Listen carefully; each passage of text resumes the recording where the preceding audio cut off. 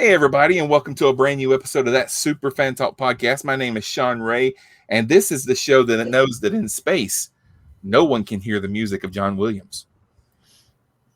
Joining me tonight in the historic Infinite Potato Studios, we have Rick. How's it going, sir? I'm sorry I can't do that, Dave. We have Jen. Pigs in space. And Scott is here as well. How's it going, sir? I'm just glad that there was space for me. Tonight, instead of focusing on one genre of film or TV, we're going to focus on something else. We're going to focus on one word. We're going to talk about movies and TV, whatever, that has the word space in the title. I actually got this idea. What were you going to say? TV in the email. Well, sorry. That's always implied. I got this idea actually a few years ago. I was hosting a Jeopardy game at a convention, and one of the categories was it has space in the title, and I thought it would be fun to kind of do a show about that, and just because it doesn't necessarily have to be science fiction. It just has to be something that has the word space in the title or some variant thereof. So we'll just start. Jim, we'll start with you. What's the first one on your list? Office Space. Oh, it was on my list too. Not a sci-fi film, but No. there you go. Well, in a way it is, because if any of us talk to our boss the way the dude does, we'd be fired. I just didn't want to come in today. Yeah. Well, yeah. Ron Livingston, Jennifer Aniston, 1999. And made by Mike Judge, who did Beavis and Butthead. I think Beavis and Butthead was pretty much the only thing that we had seen from him. Yeah, Hank, the King of the Hill came out after Office Space. Yeah. Well, I mean, it's not science fiction, but there is an element of fantasy to it because he gets hypnotized, and they tell him when he's being hypnotized, okay, so I want you to empty your mind. I want you just don't care about anything. And then the guy that hypnotized him dies. Right. And then so he's stuck not caring about anything. That's a classic, man. Yeah, but the best scene is where they're smashing the crap out of the copy machine. Yeah, and the whole thing was based on a animated short that Mike Judge had done called Milton. Yep. Which was the character that Stephen Root played in the movie, which he's, I mean, arguably best character in the movie. Yeah, and a little bit of trivia: the stapler in that movie never actually came out in red before the movie, and it was so popular that the company that makes them had to start making red staplers. Yeah, because people started making their own. They were just buying the swing line staplers Right? and painting them red. Yeah, I love that. Gary Cole's obvious. I mean, there's tons and tons of memes with Gary Cole as this character from Office Space, where he's holding his coffee, and it's like, if you could go ahead and do this, that meme. That'd be great. That'd be great. Yeah. And I always say I don't have a TPS report. What are you talking about? Yeah. Yeah. And what was it that said? Okay. Yeah. Yeah. Office Space. That's a great one. Fun fact about Gary Cole in Office Space. If you watch, and I can't remember the name of his character, but as he's standing there in the cubicle with his hand up holding the coffee mug, if you take a close look at the hand that's holding that coffee mug, you'll see that on one of his fingers he has a fairly chunky ring. Does anyone have any idea what that ring is? Mm-mm. Super Bowl ring. No. That is his graduation ring from Earth Force Academy that he wore as a costume piece when he was on the Babylon 5 spin-off Crusade. Oh, that's right. He was on that show. He kept the Earth Force ring that he got on that show, and he wore it in Office Space. Am I the only person that gets Ron Livingston and Kyle Chandler mixed up? Kyle Chandler's the guy that plays. Okay, most recently, he was in Godzilla vs. Kong, Andy was in Godzilla King of the Monsters. He was the curly-headed guy that was his daughter is what's her name from Stranger Things. Millie Bobby Brown. And and a lot of people are gonna know him as the guy from Friday Night Lights. And Friday Night Lights. Yeah, while I get them mixed up. It's kind of like a Bill Pullman, Jeff Bill Daniels Paxton. thing. Yeah, Bill Pullman and Jeff Daniels they look alike to me. At least they did 20 years ago. Okay, yeah, Not that so I much can now. see. I can see that. I don't know that I would necessarily get these two guys mixed up, but I can absolutely see how some people would. Yeah. Okay. It's the hair. 80% of it is the hair. 20% is facial similarities. Yeah. All right, Rick. What about you? What's your first one? Well, first, I would like to say that when you said we were going to be doing this, I thought, oh well, that's going to be easy. Finding movies with space in the title. It's not. Yeah, especially if you're thinking sci-fi, because there's not a lot of sci-fi movies with the word space in the title. No, there aren't. And Office Space was the top of my list. Yeah. I want to take a quick poll. How many people started with the list of movies with space in the title on ranker.com? I did look at that. Yeah. That was the only one that came up. Then I had to start getting more creative with my search parameters. Yeah, because the farther down you go on that list, the more that you realize, oh, it's shitty B-grade sci-fi movies that have space in the title, and most of them from like the 50s. And that's all you're going to get. That's a lot of what the list is.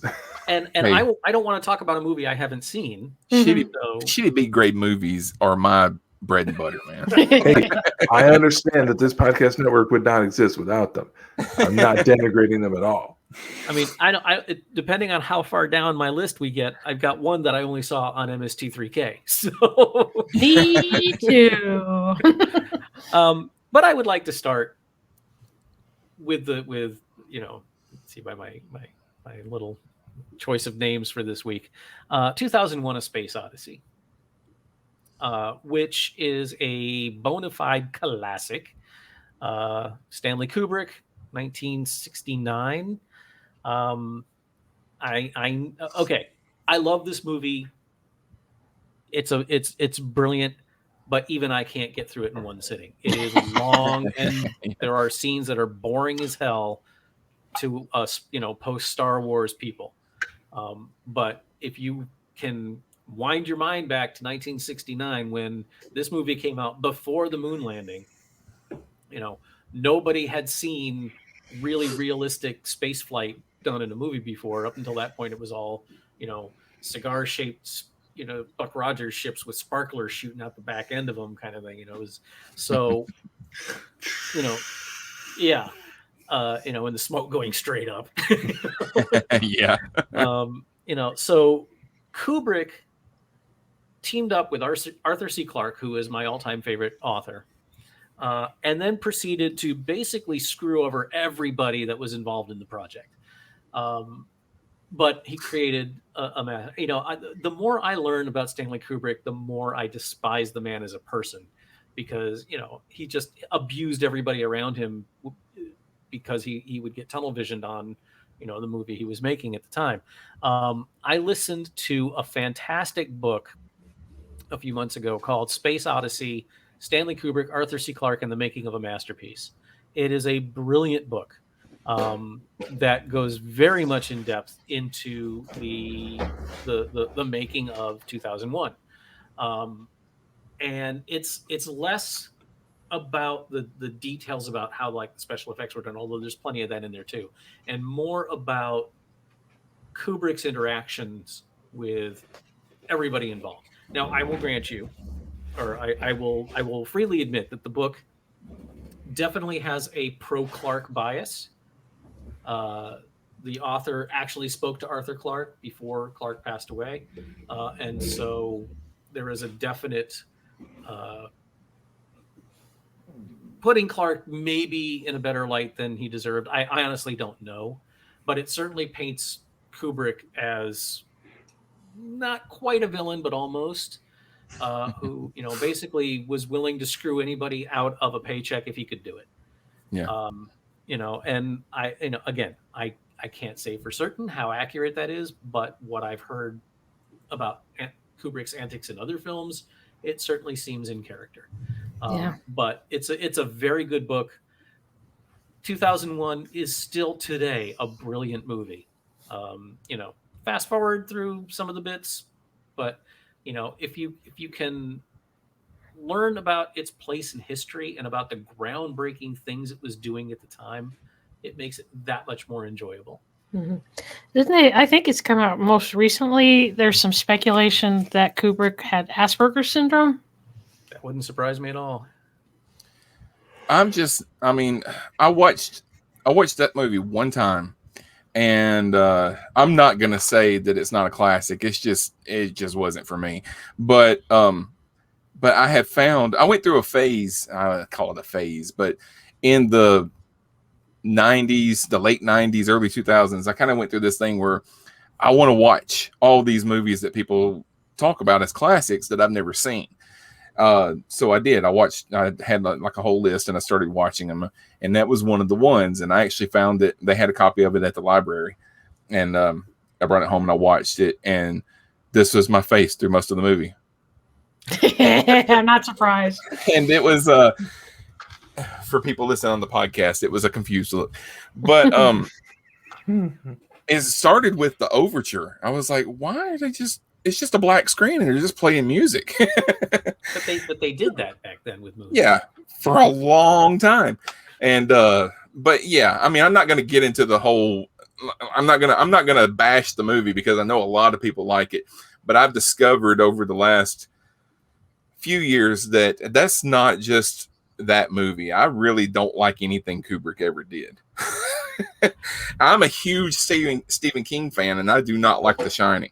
Really? I don't like Clockwork Orange. There were parts of it that I enjoyed, but for the most part, it's nonsense. And then I'm glad I saw Clockwork Orange. I have no desire to ever watch it again. Yeah, it's one of those films that you watch once and it's like, okay, that's good. I'm good.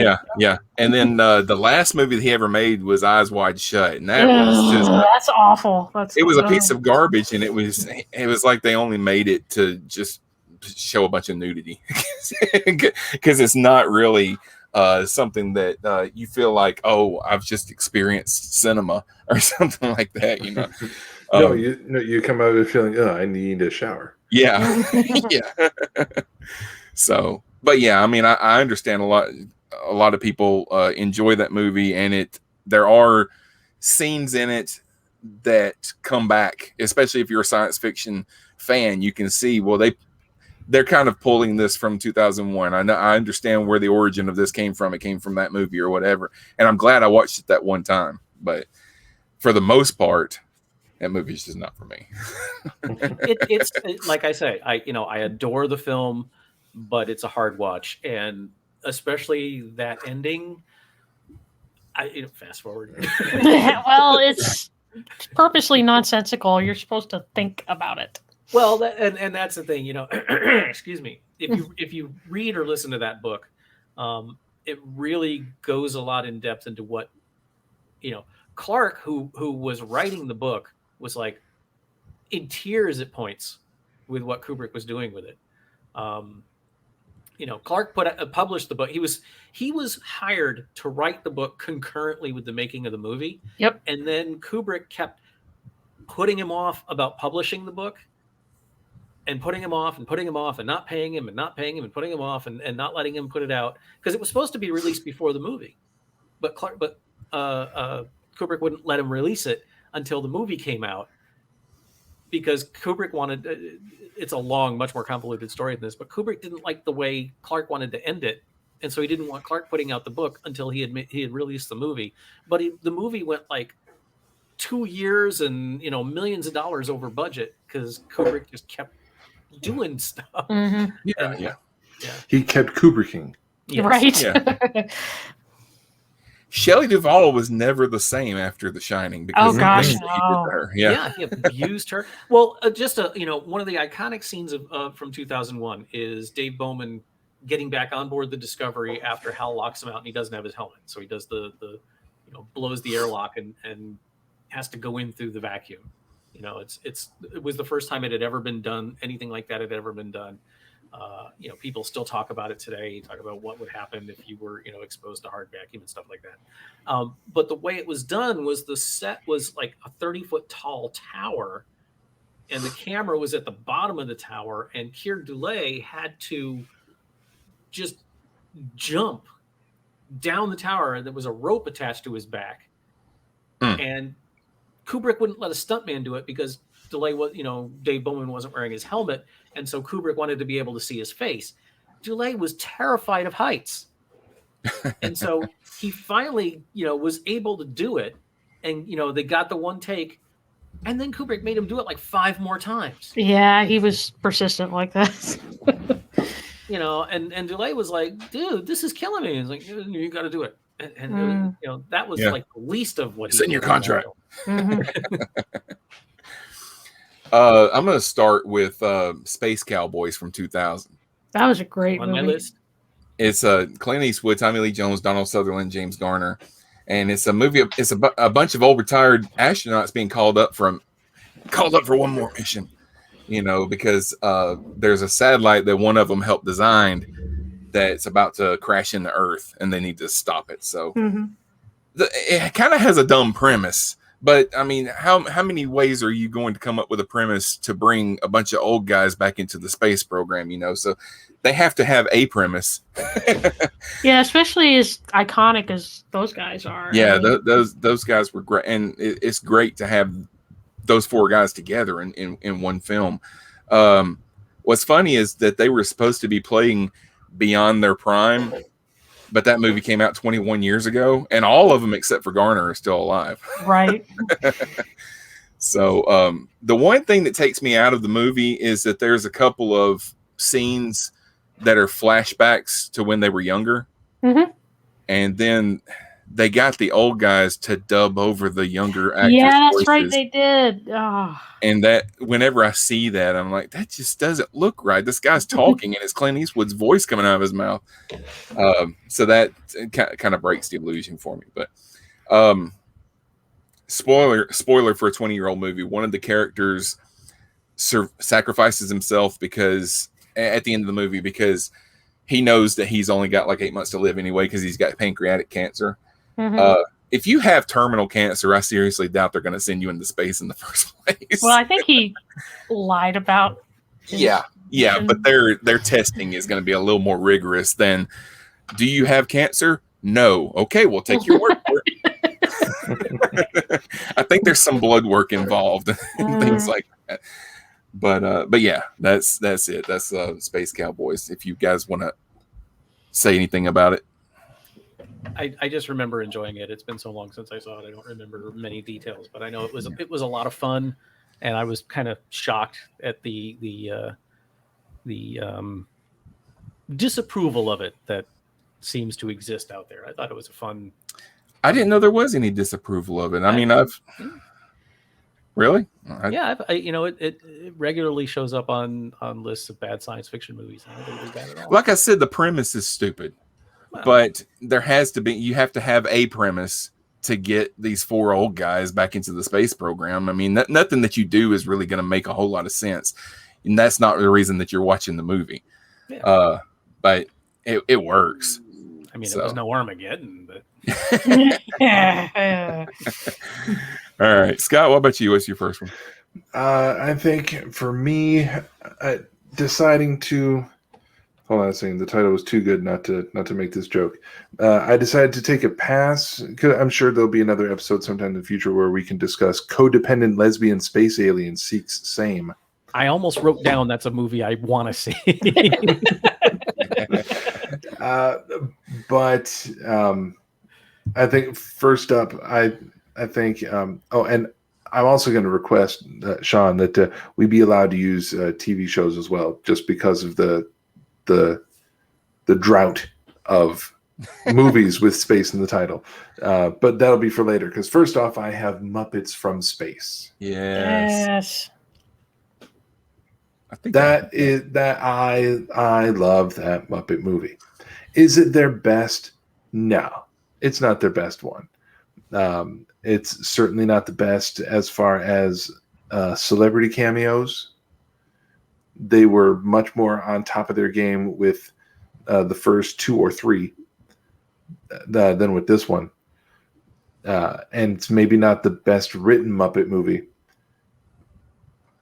but it has so much charm, and it's so quirky, and it's so 90s, early 2000s. It's very much of its time. It's quotable. It's cute. It's just a whole lot of fun to watch. And the celebrity cameos that work really well. And definitely for me, more than for a lot of people, I would think, I love and appreciate this movie as the introduction of the character of Pepe the King Prawn. Yeah. Because this is the first we saw of him was in this movie. And 1, I love that Muppet. And 2, my now dear departed best friend of many years, he passed a decade ago, and he loved the Muppets. Absolutely loved them so much that the Jim Henson company, excuse me, whatever they call, they have an official school of puppeteering for people who are going to work with Jim Henson with the Muppets. Yeah, they have their own puppeteering school, and that school opened and started a grant for their puppeteering school in my friend's name. Oh wow, that's cool. Oh, very nice. That's how much he liked the Muppets, and that's how much his parents lobbied for them to do something in his name for his after his passing, for his love and respect of the Muppets. And Pepe was his favorite one, which is why I have a tattoo of Pepe on my right calf, is because he liked that character so much. So that's the little memorial that I have for that character who debuted in this movie, which is why this movie is awesome. If for no other reason than they finally said once and for all what Gonzo is. Yeah. Because he's always just been a whatchamacallit or whatever it is. Whatever. Or whatever, yeah. Nah, he's an alien. He's from space. So, from right. funky space. Jim, what's the next one on your list? Okay, since I wanted to not go to the most obvious ones, I'll go for one that I saw as a child on TV, and it was like on the Disney whatever, The Cat from Outer Space. You guys remember that? That's on my list too. Yeah, that was the one where it had Roddy McDowell and Sandy Duncan. I remember specifically Harry Morgan was in it too, which and McLean Stevenson. Yes. So we had both of the commanders of the 407th in the same movie. That's right. Yeah, and it was about a cat. Believe it or not, it was just a little orange tabby that had a collar that glowed and it could talk. Sharon loves that movie. We've watched it literally. Okay, back in the Simply Syndicated days, we used to do Secret Santas every year, and one year, Carlos, hola Carlos, was my Secret Santa, and he sent me. We would exchange DVDs, and one of the ones he sent was The Cat from Outer Space. And Sharon has watched it. She doesn't remember that she's watched it dozens of times. As far as she remembers, she's seen it once. But I was like, you used to call it Cat Space, and we would watch it at least once a week. Cat Space. Yeah, but I just remember, it was so cute because the cat itself it had this like, I'm judging you stare every time it was on screen. The collar would glow, and who was the voice of the cat?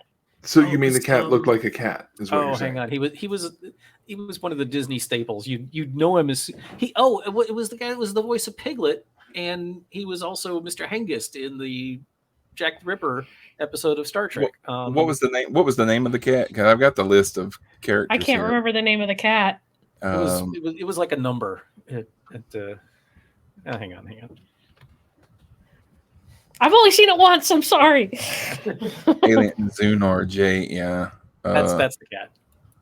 I'm looking on the list here. I don't. Sergeant John voice, Fiedler. voice of Jake. Is it Jake? John Fiedler. Yes. Oh, John Fiedler. Okay. Thank you, Chris. Yeah, Ken Berry was the main guy. Sandy Duncan, very young Sandy Duncan, very young Roddy McDowell.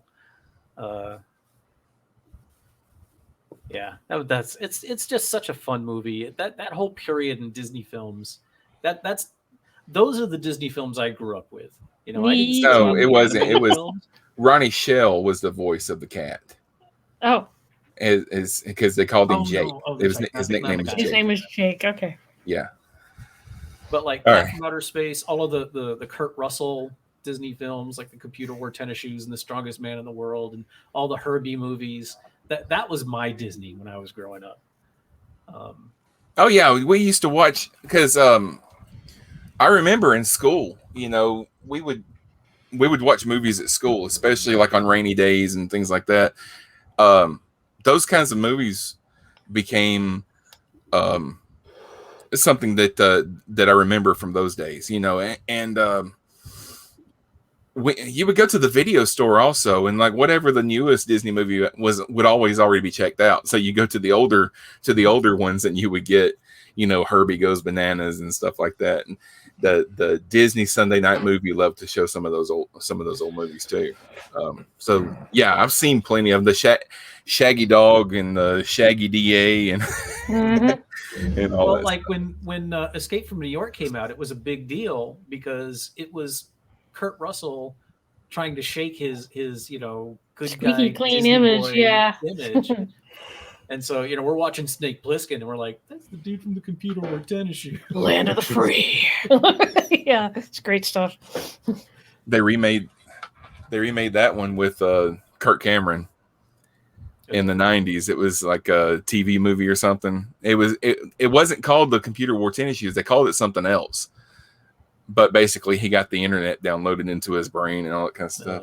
Yeah. If I'm remembering right, Cesar Romero was the bad guy in The Computer Wore Tennis Shoes too. So it was cool seeing the Joker without being the Joker. Right. Yeah. Still had his mustache though. Oh yeah. All right. The next one on my list. Well, wait a minute. Rick, Rick you're next. next. That was Me next. Jen's movie. So Rick, you're next. Go ahead. Okay. So we're gonna save the obvious one for last, I guess. Okay, do I go with movies or okay? Now I'm going to talk about one of my favorite TV shows that never got a fair shake, and this is one of the reasons why I'm so antithetical to Sequest. Scott and I had a bit of a conversation about Sequest the other day. It's called Space Above and Beyond. Oh yes. It was a fantastic TV series. Too beautiful to live long. Yeah. Well, okay. It only got one season. It was on Fox. Go figure. It was a show where it was about a group of space marines they're in it's kind of the same milieu as Starship Troopers. You've got the Earth is at war with an insectoid race of aliens. Mm-hmm. They were called the Chigs, which I've never been comfortable with that. But anyway, be that whatever it was. And most of the show took place either on planets where they were fighting or on the USS Saratoga, which was their aircraft carrier, basically. And it was just the pilot wasn't so good because the network, I don't know if it was the network or the studio, didn't let the creators do what they wanted to do, what they had planned for the show. And so the pilot was kind of iffy. But then apparently after the pilot aired and it didn't do so great, they somehow they flexed and they were able to do the show they wanted to do. I don't recall the exact timeline of this, but then what happened was Fox started screwing with the show. They started showing it out of sequence. They kept preempting it for basketball. You mean so like kind of like this other show that everyone really loves? Funny, isn't it? And then eventually it got canceled at the end of its first season. And the reason I tie this into Sequest is because Sequest and Space Above and Beyond premiered in the same year. And Sequest had terrible ratings too, and it was awful in my opinion. But because it had Steven Spielberg's name attached to it, which all it was he wrote a check. You know, he wasn't involved with the show at all. It was just Steven Spielberg presents or produces or whatever. It got a second season, and that was terrible. And then it got a third season, and that was terrible. And then it finally got canceled. This is all my memory from the early. Well, that's not. I mean, it's not entirely because Steven Spielberg wrote a check. NBC gives shows more of a chance than Fox ever does. I mean, because Quantum Leap's first season was not bonkers with ratings, but it got 5 seasons, right? And ratings got better every year. So yeah, but they aired all over the place too. They moved it up and down the schedule and everything. But Space Above and Beyond, it's out there. You can find it, and it is well worth a watch. But just know that, like watching the one season of Firefly, you're going to be sorely disappointed at the end. Yeah, and there's no movie to wrap this up. They do end on a cliffhanger that never gets resolved. That one of my favorite moments, and I don't remember why. It was almost like 5 O'Clock Charlie on MASH. There was this one Chig fighter that was like buzzing the Saratoga. And for some reason, I think there was a hostage situation or something. They couldn't fight it. And then finally, and the Admiral, what was his name? Wait, where's the cast and characters? The actor. Oh, Jesus. I'm going to remember as soon as you say it. I know who you're talking about. I can see his David face. St. James? No. Anyway, he's like one of the, as soon as you see him, you're like, oh, that dude's on all kinds of stuff. Oh yeah, one of those. Mm-hmm. He's in that guy who's in everything kind of guys. Mm-hmm. That guy that was in that thing. Find the IMDb. There it is. I was on Wikipedia, which is good for plot, but not so good for cast.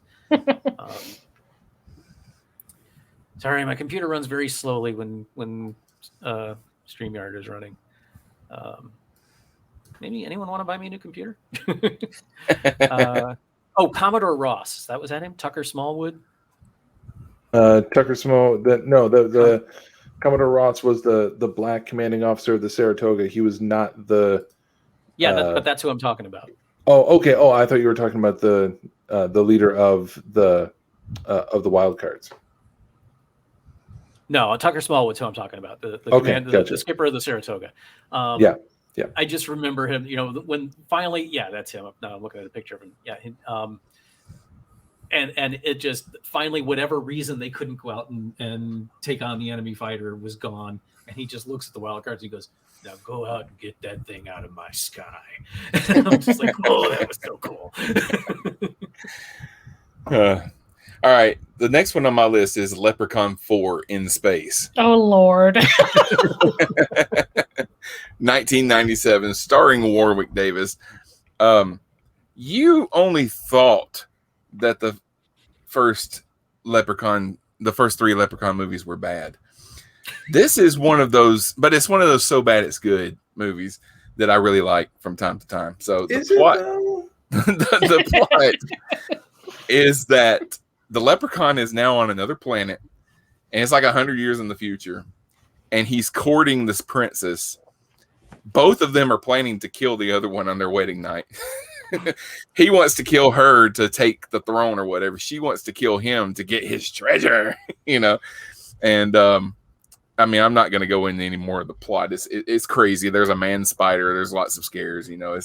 It's really good if you like campy horror. But there was this trend in the late 90s, early 2000s to take whatever horror franchise you were doing and do an episode in space. Oh yeah, they did on Friday the 13th as well. I remember. I love Jason X. In space. Yeah, this one was actually called In Space. Jason X is my favorite Friday the 13th movie. Oh God. That movie is fantastic. They did it with Hellraiser. Hellraiser had a space. Oh, that's right. movie. Oh my God, and I love the Hellraiser movies. Oh. But Jason X didn't have space in the title, so I couldn't bring it up. But yet you did. Yeah, well, Jim brought it up. I brought it up, yeah. Oh, okay. But yeah, I mean, this is I mean, it's a Leprechaun movie. All the Leprechaun movies are bad. So But they got Warwick Davis a paycheck. yeah. Warwick Davis was still there, still playing the Leprechaun. So, and if they ever make another Leprechaun movie, I'm sure he'll be in that one too. All right, Scott, what about you? What's your next? Jason X is the greatest Friday the 13th. The greatest Friday. Yeah. Jason X is the best Friday the 13th movie. Now, has anybody on this panel seen Jason X? I know Jen has, right? I have. I've only seen Scott the has. first one. I only saw the first one, and that was enough trauma for me. Yeah, but the The first one doesn't even have Jason in it. Spoiler It does alert. for a second at the end. Technically. But the first Friday the 13th movie was just a straight up horror movie. Yeah. It didn't even get into the campy horror from the later films. No. So Yeah, so it's not even comparable. the further into the series you go, the more ridiculous Mhm. the movies get. It's like Jason, the 8th one, when Jason takes Manhattan. Of course, they don't even get to Manhattan until 15 minutes before the end of the movie. the whole movie takes place on a boat that's on its way to Manhattan. Mhm. All right, Scott, what about you? What's your next one? Next, just to be a smartass about it, before I move on to my TV show selections, I have one more movie selection with space in the title, and that I'm sure that people on this panel will recognize the quote unquote film series that this is a part of. When I say that back in, let me get the year, back in 1994, and this was still on the shelf at the video store when I was working there. So that's how I learned of its existence. We had Emmanuel in Space. Believe it or not, I have never heard of that. Have you heard of the series? Nope. Emmanuel was the title character in a series of, how would you describe that, Rick? Softcore porn. There you go. Exactly. Okay. Like the stuff you'd see on Cinemax at midnight. Skinamax, you mean? Yeah. Yeah, we're talking Sylvia Crystal, we're talking Krista Allen, Oh, okay. Let's say it was tame enough that you could find reviews with pictures of it in Playboy. Okay. Mhm. Chris says he can comment at length, but he won't.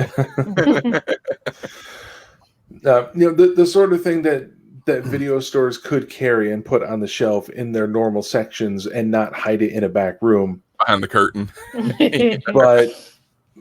But if I mean, you no, see, I don't know anything about those. right, but No. if you see teenagers who are clearly skipping school to come to the video store, then any self-respecting video store employee is going to say, no, you can't rent this. Wait until they walk out the door and then call their dad and say, just so you know, he tried to rent this. It didn't work. Thought you might want to be aware of it. That type of movie. And by the time we get to 94, Narc. they had so much, they had so run out of ideas that they're putting people in space. Do I know the plot of the movie? No, I don't. Does anyone care? No, Nope. they don't. But just to point out that this existed. You don't need no stinking plot. Yeah. All right, Jim, what's the next one on your list? Okay. Next one I have is actually an anime from the 1960s called Space Battleship Yamato, also known as Battle Chasers. Which was on the list that Scott and I looked up like 15 times. It's actually really good. But the general premise of it is that they take the old Yamato from World War II and they turn it into a battleship in space. And that explains it. I've been seeing pictures of that ship my whole life, but I've never seen the show. And I was like, why is there a clearly watercraft in space? yeah, that they made it so that it could, fly in space. And there's a subplot where they run into these aliens that have blue skin and because they breathe methane and all this stuff. And It's been so long since I've seen it, but they remade it into a film in 2010, which I have not watched. But I have watched the original anime like ages ago. But it's actually really, really good. I want to look it back up. But in the States, it was called Battle Chasers for a little while. But the actual title is Space Battleship Yamato. So look it up. I'm pretty sure you can find it on DVD or streaming somewhere. I mean, there's tons of anime streaming services now. It's probably there somewhere. But it only ran for like a couple seasons, too. It was always in Starlog magazine back when Starlog first came out. It was like everywhere in there. Not necessarily articles about it, but just, buy a model of the Yamato, or here's another drawing of the Yamato. And well, that's like a Japanese thing is, to buy the models of all the ships from all the anime shows and whatnot, and all the robots, Gundams and things. Yeah. So, yeah, that's my next pick. There you go. Okay. All right. Rick, what about you? Okay.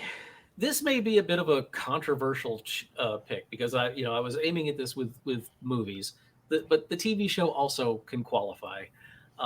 Okay, it's stupid, it's campy, it's painful to watch now sometimes, but I still have a soft spot.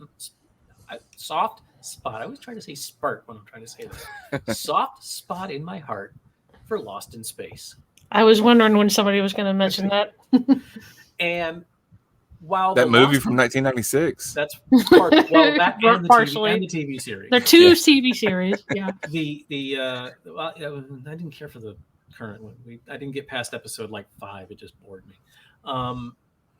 But the movie is not in any way a good movie. But and I only saw it the one time. Saw it in the cinema with a friend of mine, and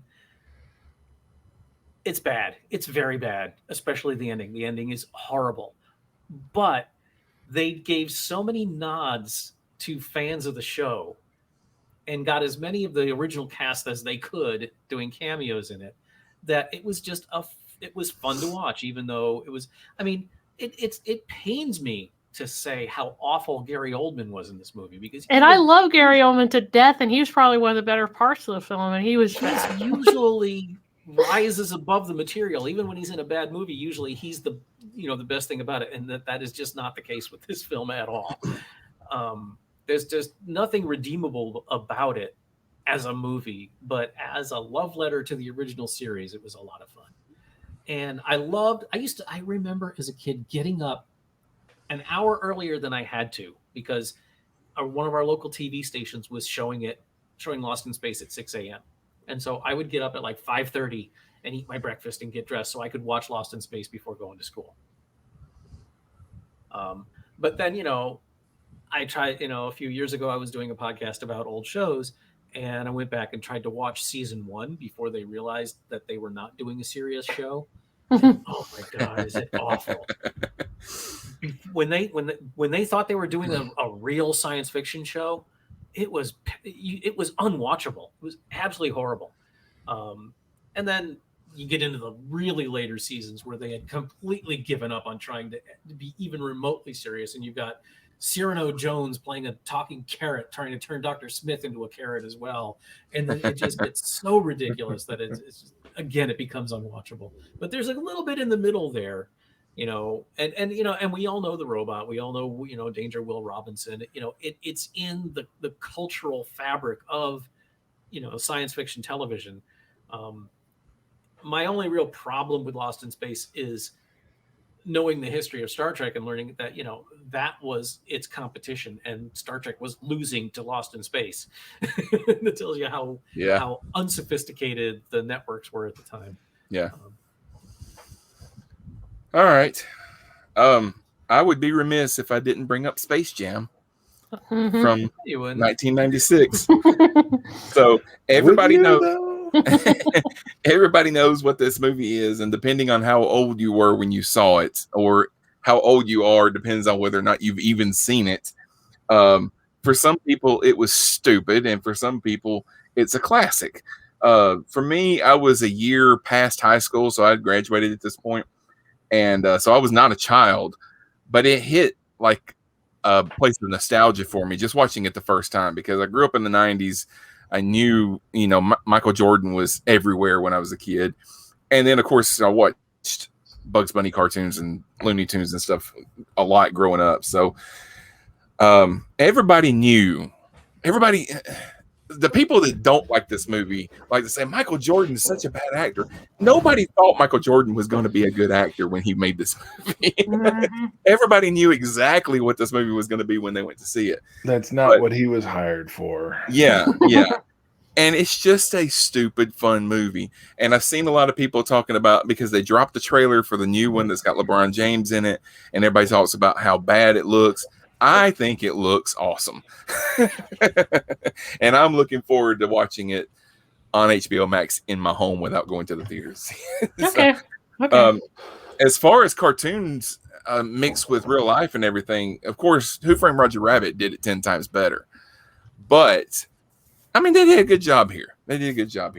And this takes place in the time when Michael Jordan had left basketball to go play baseball. And he played baseball here in Birmingham for the Barons. And all of that is in this movie. There's a lot of stuff that was filmed in Birmingham here. They show him in his Barons jersey. They show a Piggly Wiggly grocery store. That's where the big spaceship crashes into the parking lot, is a Piggly Wiggly grocery store, which is Birmingham based and all that. So there's a little bit of a hometown feeling when I see some of those scenes. So yeah, Space Jam's not a bad movie. I actually have no opinion on it because I never saw it. I had no desire. I've seen bits and pieces of it. That like I said, it's what it is before you see it. There's no I'm going into it and then I'm disappointed when I leave because it's not what I thought it was. You know what it was going to be before you saw it. Right. Michael Jordan playing basketball against a bunch of aliens with Looney Tunes, so there you go.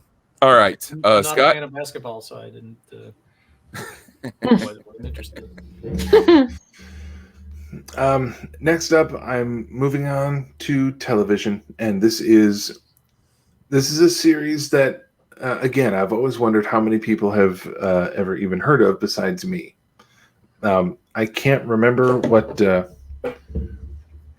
network it ran on, but I can probably figure it out. 1 second. Okay, television series. It ran on CBS for what? For some reason, Google here is trying to.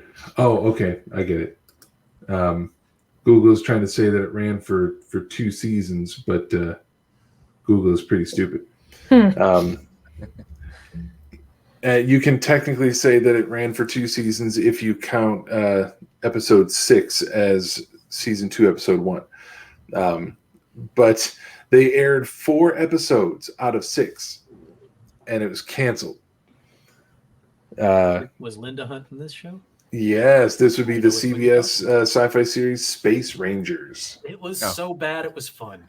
Yeah. I never saw it. Oh boy.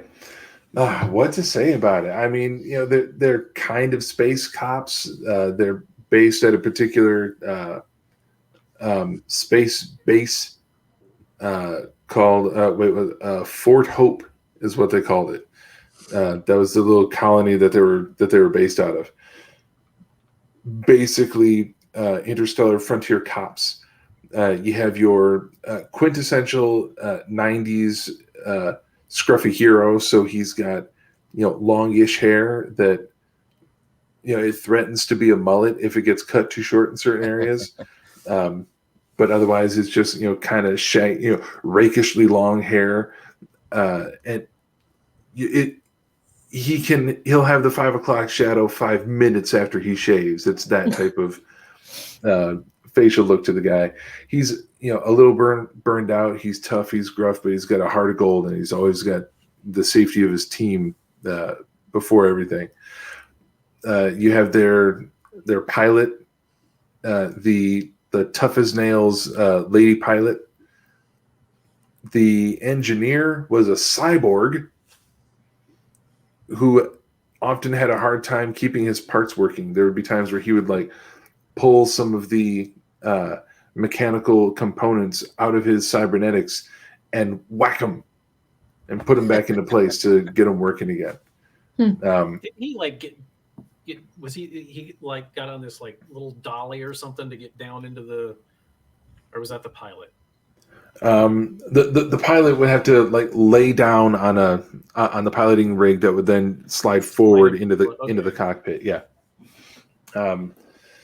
Cyborg engineer, the cigar chomping blue collar engineer, the hotshot rookie, and the mysterious alien as part of their crew.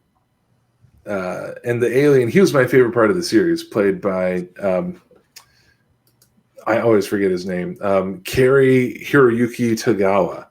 Oh, Who was definitely for a lot of people, he's an that guy. He's Shang Tsung, man. Yeah. For genre fans, he's Shang Tsung. For other people, he's that guy. Always a lot of fun, and he played the mysterious alien. I can't remember the species he was from, but a very imposing forehead, weird alien eyes, and he would speak in almost exclusively wise idioms. Thank you, Sphinx. Yeah, thank you, Sphinx. Like Rick said, so bad it's good. This was not a good show. Uninspired, unoriginal plots, not great special effects, but had Marjorie Monaghan though. Yeah, as their tough as nails pilot. You could tell they were trying to do something fun. They were trying to be a carefree, enjoyable sci-fi show that could run for as long as they could make it work. And they didn't make it work for very long. Which sometimes it's a shame, and sometimes it's pretty obvious why it didn't work out. But every now and again, I go back and I rewatch that half dozen episodes of it. And once in a great while, I wish that they had made more. If for no other reason than Clint Howard as their resident science guy back at the base, who would run the experiments and study things and give them their tech answers in the way only Clint Howard can. Mm-hmm. I think that was one of the first shows, because there were a lot of back in the 70s, 80s, and 90s. There were a lot of science fiction shows that tried to capture the Star Trek fire, lightning in a bottle, and just never did. Yeah, like Sequest. Yeah, yeah. Mm-hmm. And a lot of times I would be really bummed when the show would get canceled after the first season. With Space Rangers, I was like, yeah, I kind of saw that coming. Yeah, that's one of those. If they wanted to make more episodes, I'd probably watch them, but I can't say I'm surprised. Yeah, It ain't gonna happen. Yeah. I just can't believe that they managed to get Buddy Hackett to guest on one episode. Holy crap! All right, let's do one more. Jen, what's the last one on your list? Okay, well, last one I had actually Rick is going to mention, so I'm going to skip to my other one. Plan 9 from Outer Space. Surprised that hasn't been brought up yet. Oh, it's on Old Ed Wood film that is awful. Is up until recently, it was considered the worst movie ever made. That has now been surpassed by other films that we don't need to mention. But it was also the very last film of the late great Bela Lugosi. He was actually, there were a couple scenes, he actually died while they were filming it, and they had to use a body double for a couple scenes in the movie. But it's another one of those so bad it's good films. And Ed Wood, I mean, most people know it more from how they portrayed it in the Ed Wood movie that Tim Burton made later on. Which is also a good movie. Yeah. But yeah, Plan 9 from Outer Space. It is not a good film. It's one of those, as Mr. Jen, my husband, tends to discuss movies like how many beers it takes to enjoy it. I would say this is definitely a 6-pack kind of movie. Yeah. It's weird because it's kind of like The Room. And, you go I and watch love The Room so much. you go and watch this, and that it's Right. bad, but it's just fun to watch, especially if you watch it with people. Right. And I'll argue that this was not a movie that Bela Lugosi didn't even know that he was making this movie when he filmed that. That stuff was filmed. It was just Ed Wood just filming stuff with Bela Lugosi, and then he just found a way to work it into the movie. Out on this big octopus and pretended to Right. Yeah. But he used like really cheap special effects, like using paper plates for the space saucers and stuff. And then you've got he just used a lot of stock footage. And I'll give you an incentive to become a patron of the show, because next month we're going to watch this. Oh, I want to be on it so much. And we're going to we're going to do live not live, but we're going to do commentary as we're watching it. So if you're a patron, you'll be able to, and since it's it's in the public domain, I'll be able to post the movie. Nice. And when I post it, I'll do it with software, but I'll post a movie, and then we'll be in like a small corner while it's playing, and you'll be able to hear our commentary. But I want to be Tom Servo. So yeah, check out patreon.com/infinite potato if you want to get in on that action. Yay. I had to mute my microphone and deal with the cat at the exact moment you said what we were watching for Patreon. Plan 9 from Outer Space. Plan 9? Okay. Yeah. All right. Rick, what about you? Okay, we can't talk about movies with space in the title without talking about Spaceballs. It is, in my opinion, probably the last funny movie Mel Brooks made. Men in Tights was after that. Have you watched Men in Tights again recently? Yeah. And there are some funny moments in it. Come on. There are both. A few years back, maybe 5 years ago, I found Men in Tights in the "We Can't Give This Shit Away" bin at Walmart. Okay. And I bought it for $3. Like, yes! And I went home and watched it. And I really wish I hadn't, and just left it in my memory as a good memory, because it was not rolled up. And Spaceballs, it's no Young Frankenstein or Blazing Saddles, but I think it still hits more than it misses. And it's one of the most quoted movies by our kind. Everybody I see your Schwartz is as big as mine, and Dark Helmet and Ludicrous Speed, and They've Gone Plaid, and we ain't found shit. Played by Tim. Tell me my ass was so big. Played by Tim Russ before he was famous. Was that guy? So it's even my students. I teach college, in case some of y'all don't know. Even my students know Spaceballs. So this movie has still got legs. 20, 30 years after it was made. It's all the jokes that we grew up making to each other about Star Trek and Star Wars put into a movie with Mel Brooks's unique spin on it. And there are some of it. It's just like, all right, You mean like the Virgin alarm? Well, that was funny. It's programmed to go off before you do. It was before Joan Rivers really became the mean person. Well, that's a whole other story. I didn't like where Joan Rivers went afterwards. But the person inside Dot Matrix was Lorraine Yarnell from Shields and Yarnell, which I always love that fact. And you're all going like, ooh. Oh, I remember that. Ask your grandparents, kid. Back before mime wasn't cool anymore. And there's just so much in that movie that's so much fun. That there aren't very many science fiction comedies out there that are as good-hearted as this one. A lot of sci-fi comedies can be very mean-spirited, but there's a handful that aren't. Spaceballs, Ice Pirates. I love Ice Pirates. Oh, I don't think Sean's heard my Oh yeah, Ron yeah, Perlman story. You've heard my Ron Oh, Perlman yes, story? yeah. yeah. Oh God. There's a Dark Star. If you've ever seen Dark Star, but that was Dan O'Bannon and Ron Suchet. Back before they made Alien, this was like a college film they made, which is just it's this transmorphing creature that becomes like a beach ball. It's a wonderful movie. It's clearly a college project, but it's a lot of fun. There aren't many good watchable science fiction comedies, and Spaceballs I think is kind of the cream of the crop there. Did you ever see the animated series?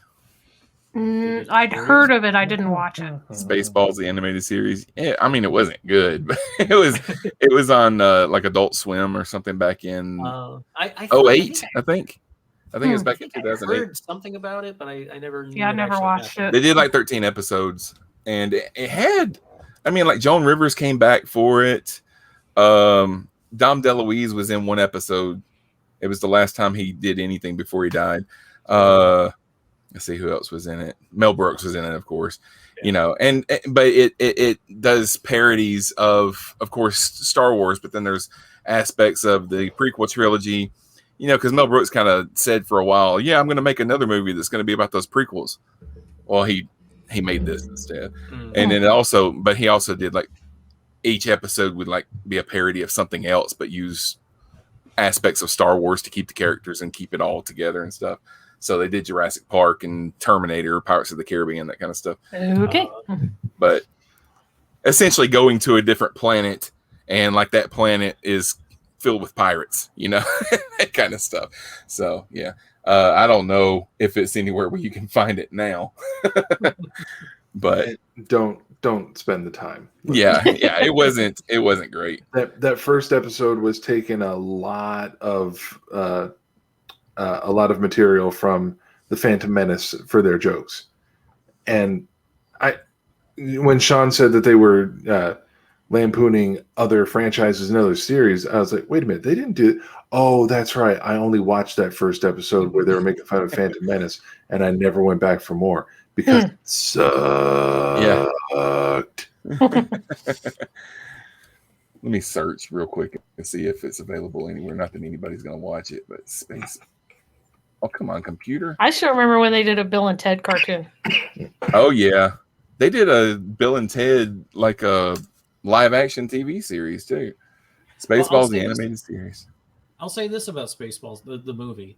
It was the only time John Candy made me laugh. Really? Yeah, Even in Planes, Trains, and Automobiles, he didn't make you laugh. I hate that movie so much. Don't get me started on that piece of crap. Oh, no.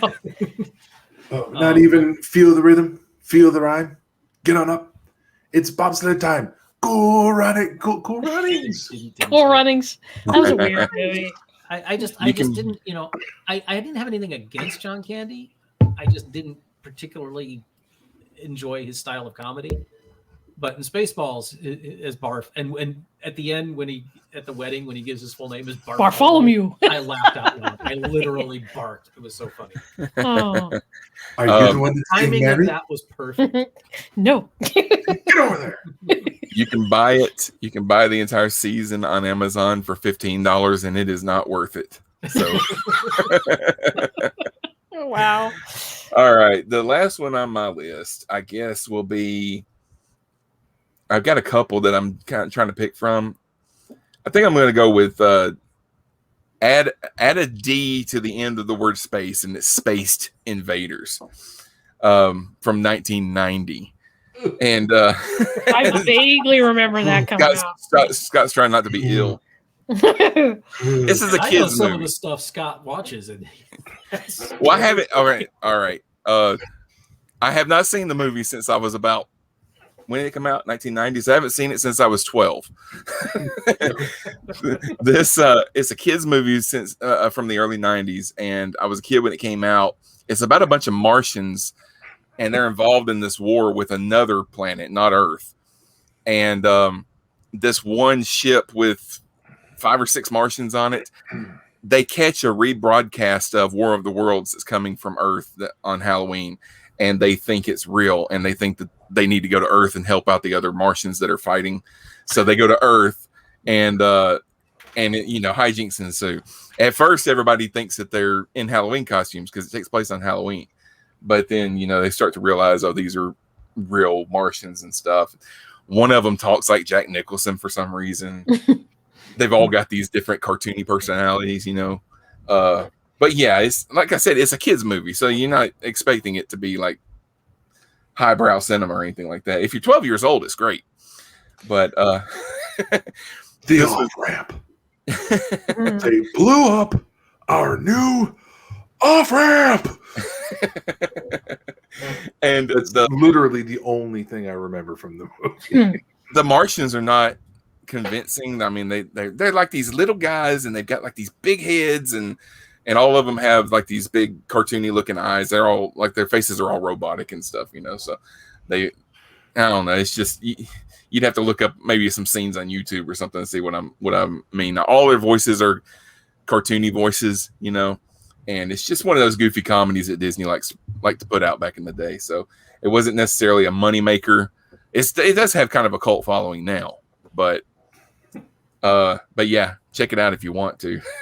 I don't know if it's on Disney Plus or not. Disney Plus is kind of dumping some of this old stuff on there, so you might find it on there.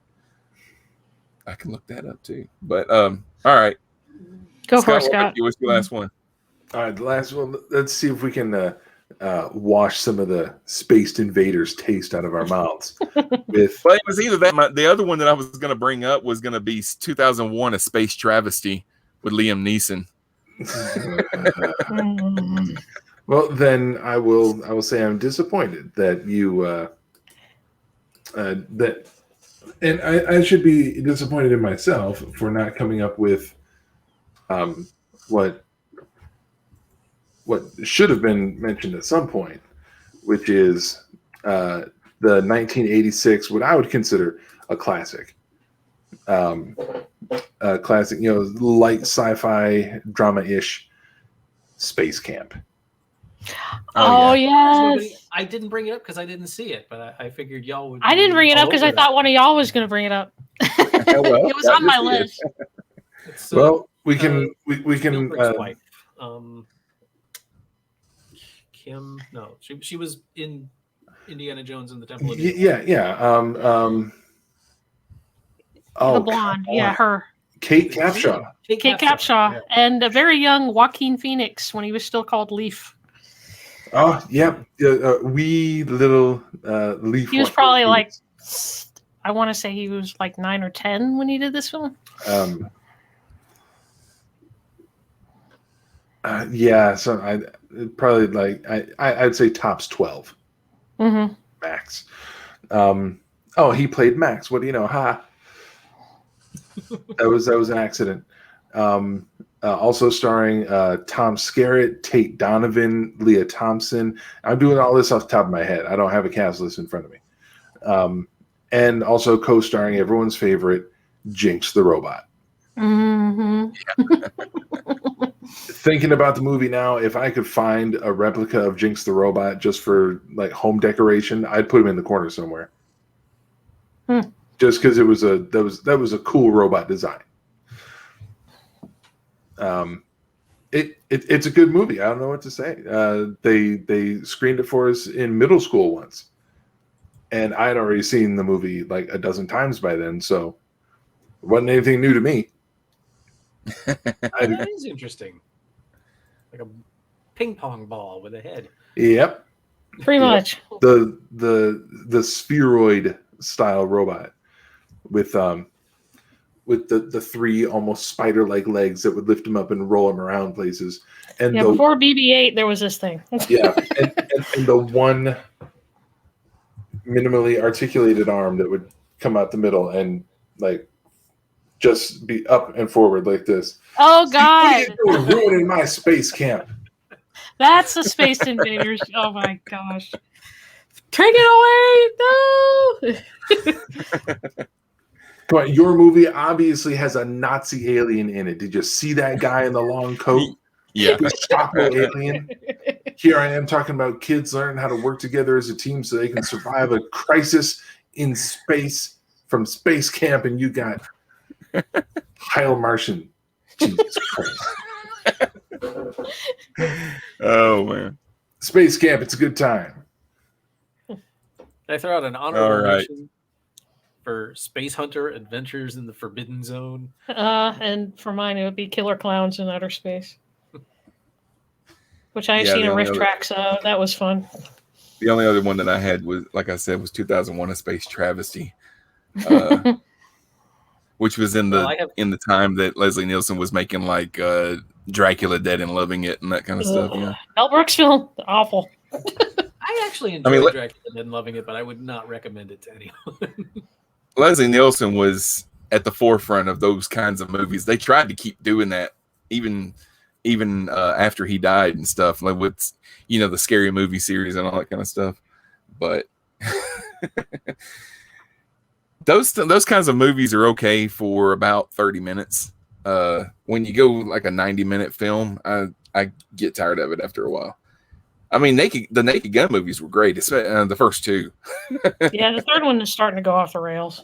Yeah. Starting? Ooh. Yeah. Wherever Naked that Gun film 33 and landed, a third. You can't see the rails from wherever that movie landed. Well, Scott, do you have that movie? Yes. I actually remember when Naked Gun, the third one, came out, and it was Naked Gun 33 and a third. And I was in school at the time, and somebody actually told me, I haven't seen the first 32. I'm like, Oh my Lord. there's not 32 other movies. Talk about the final insult. All right. Before we go, I want to mention our Patreon page. It went live a couple weeks ago. Kingdom of the Spiders is already on there, so go and check that out. It's just a couple of bucks a month, and you can listen to all of our content that we create for that channel. So for a little bit more, you can get more perks, like being listed as a producer. By the way, this episode is produced by Tom Corcoran, Bulent Bingo, and Brendan Ushio. So find out more at patreon.com/Infinite Potato. And like I said before, next Yay. month you'll be able to watch Plan 9 from Outer Space, and we'll be doing a commentary with that movie, and it'll all be on you'll be able to listen to it as a podcast and watch it as a video, and it'll be on Patreon. So all right, Rick, thank you for being here, My pleasure. Thank you for having me. and once again, let everybody know where they can find you. You can find me all over this alliance on that Star Trek podcast and this show and Captain Game Show when they'll have me, and Starbase 66 and Open the Iris and other stuff to come. All right. Wrong this time. Jen, thank you for being here as well. Beep boop. Thank you for having me. You're welcome. And Scott, let everybody know where they can find your stuff. My stuff can be found right here on this network, on this very show, on that Star Trek podcast, occasionally on Captain Game Show, and coming up fairly soon, my final episode of the Prime Direction, where I have a celebrity interview coming for all you listeners out there. It has been edited. All we need is you're again with the spaced and